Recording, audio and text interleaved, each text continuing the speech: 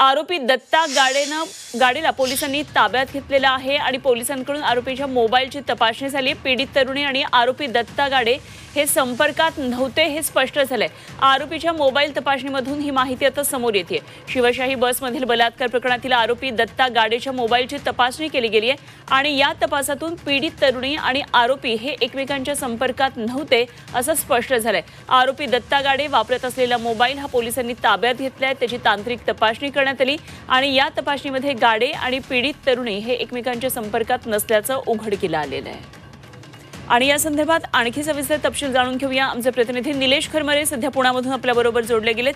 निलेश, या प्रकरणामध्ये एक मोठी अपडेट येते ती म्हणजे दत्ता गाडेचा पोलिसांनी जेव्हा फोन तपासलाय यामध्ये मुलीशी कुठल्याही प्रकारे आधी संपर्क केलेला नव्हता असं कळतंय। काय नेमके तपशील आहेत?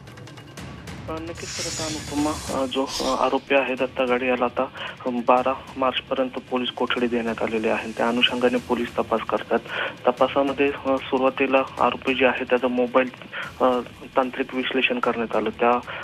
त्याच्यामध्ये पीडित मुलगी आणि आरोपी आहेत त्यांचं कुठेही एकमेकांशी कॉन्टॅक्ट नव्हतं हे स्पष्ट झालेलं आहे। खरं तर या प्रकरणात संमतीने बलात्कार झाल्याचं असं म्हटलं जात होतं, मात्र या प्रकरणात आता स्पष्टता आलेली आहे की आरोपी आणि पीडित मुलगी यांचं कुठल्याही प्रकारचं कॉन्टॅक्ट नव्हतं। मागील 1 महिन्यांपूर्वीपासूनचा सगळा डाटा हा काढण्यात आला आहे। त्यामध्ये हे एकमेकांच्या संपर्कात नसल्याचं स्पष्ट झालेलं आहे।